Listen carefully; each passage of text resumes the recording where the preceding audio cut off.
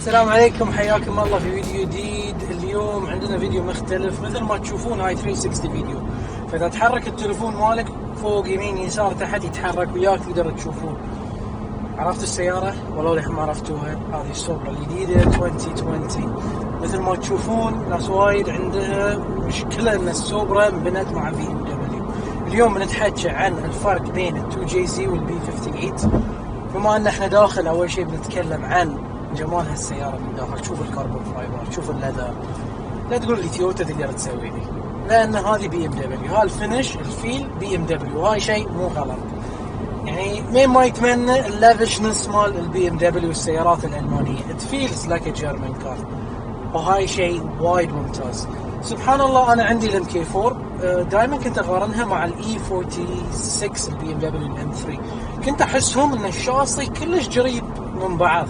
في يوم دريت ان بي ام دبليو مع تويوتا بيسوون سياره، بيسوون السوبرا، قلت اكيد هاي السياره بتكون عظيمه.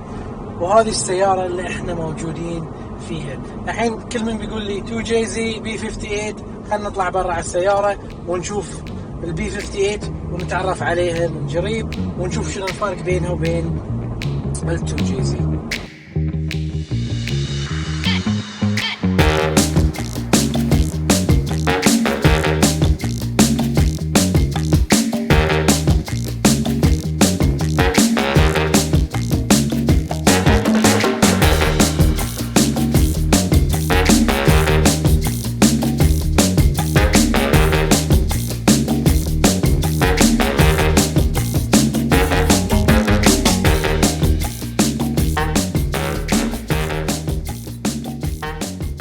وهذه ماكينة السوبرا الجديدة البي 50. ناس وايد 2 جي ليش ما اعطيتونا 3 جي؟ الحين تصنيع المكاين في 2020 في هالديكيد اللي احنا طفنا عليه يكلف وايد بسبب التستنج، بسبب الاميشنز اللي هو الاشتعال والاحتراق، والستاندر المطلوب من امريكا، الستاندرز اللي مطلوب من اسيا، الستاندرات المطلوبة من اوروبا.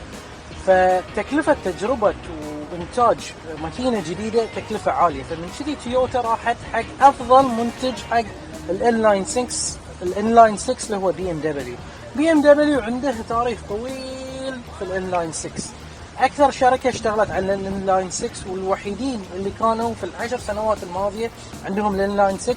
وكل من راح على الفي 6، يعني مثل الجي تي ار راح في 6 مثل الار بي 26 كانت سيدة. فكان الخيار الأفضل أن الواحد يروح حق بي ام دبليو، يوفرون على روحهم المصاريف حق التستنج هذه الكفر مال الانجن. بتلاحظون ان الماكينه ما عليها اي هيت انستليشن بسبب انه موجود هالكفر. هالكفر هو اللي يود حراره الماكينه عن البونيت اللي هنا موجود. اذا رفعناه في 4 كليبات موجوده يتبطل بكل بساطه. مثل ما تشوفون ما تقدرون تشوفون شيء بسبب الوايرنجز، بسبب الكهرباء اللي موجوده في السياره والسنسرات.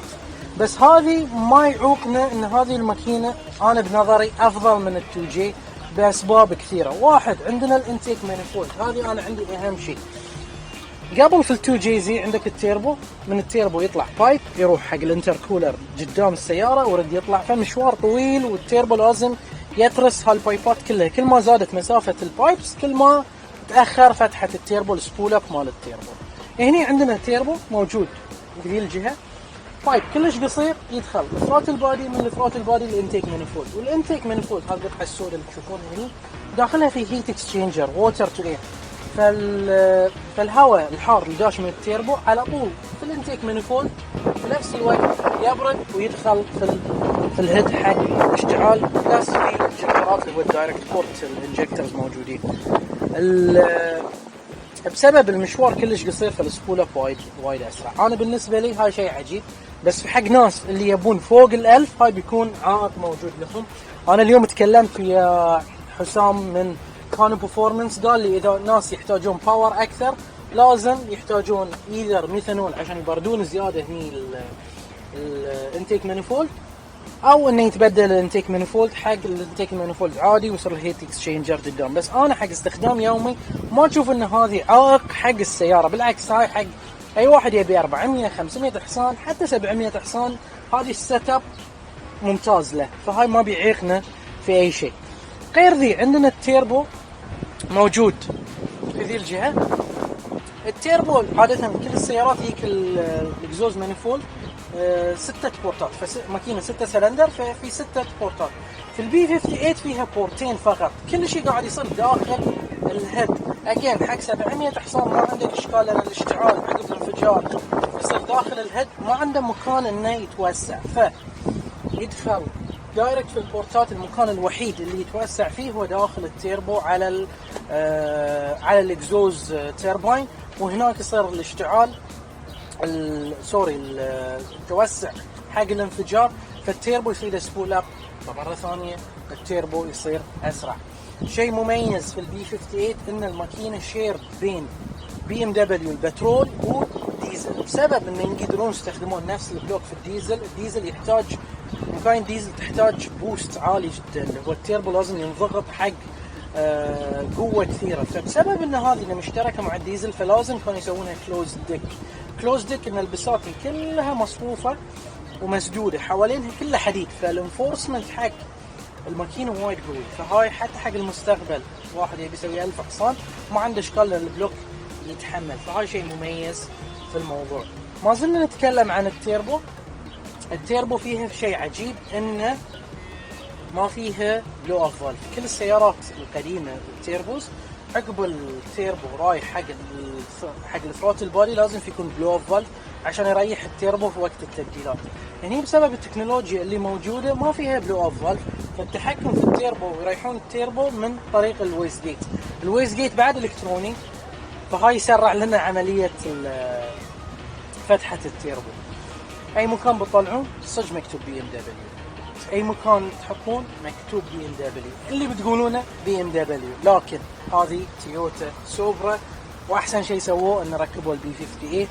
ومثل ما تعرفون ما يبي لها اي شيء هاليومين حق تيونينج. يعني داون بايب السياره سوت 450 حصان مع برمجه بسيطه. التوجي قبل عشان بس تبدل تسوي لها برمجه لازم تبدل الكمبيوتر في حدود 500 600 دينار. تروح تسوي له برمجه 350 دينار. انت اوريدي الحين وصلت قريب ال 1000 دينار بس حق تسوي حق السياره تيون. الحين عندك مثلا اي سي يو تك او بوت مود، بس تركب عليها الشب، تركب عليها البرمجه، تركبها على الداينو، فتحت التيربو زياده، انت اوريدي عندك باور، فما يحتاج تخسر زياده في هالموضوع. غير ذي عندك الداون بايب حق البي 58 وايد رخيص في حدود 100 دينار كمبيرد مع ال2 جي. لازم تطلبه من اليابان، ولا كنا نطلبه من امريكا ذيك الايام، كان سعر راس ريال. الحين ما يكلف شيء حق الواحد انه يطلع باور زياده من السياره. السؤال انت كم تبي تطلع باور؟ بتقول لي بالالاف 2 جي، بقول لك طلع بالالاف 2 جي، بس ذيك تكنولوجيا قديمه، هاي تكنولوجيا جديده. احنا في 2020 فالواحد لازم يستفيد منها. انا مش الفائده عندي سياره 1000 حصان بس التيربو ما يفتح له في 6000 ولا 5.5. انت في الشارع تحتاج ريسبونس، فالواحد يمشي على راحته. عنده الباور من 1700، انا اشوفها مليون مره احسن من ال2 جي. وال2 جي ما جربتوها، يعني ناس وايد حق استخدام يومي تعور الراس. البي 58 طقها سلف ومش واستانس. قبل أن نخلص الفيديو this is a walk around على السوبرا تشوفوها في ال 360. خذوا راحتكم في الكومنت، قولوا لي إذا عجبكم فكرة الفيديو ل 360 ولا ما عجبكم. هل نرجع على الفيديوهات العادية الستيل كاميرا ولا نواصل على ال 360؟ شوف الديفيوزر، I always love الديفيوزر مال الجي ار سوبرا. وهذه خالد رفيجي، خالد اللي عطانا السيارة اليوم عشان نصور فيها، واحب اشكره شكر جزيل، يعطيك العافية ما قصرت على هالفرصة. اذا عجبكم هالفيديو حبيبي، اذا عجبكم هالفيديو لا تنسون تسوون شير وسبسكرايب ولايك عليه، وخبروني مثل ما قلت لكم، ومشكورين، وان شاء الله نشوفكم في فيديوهات جايه.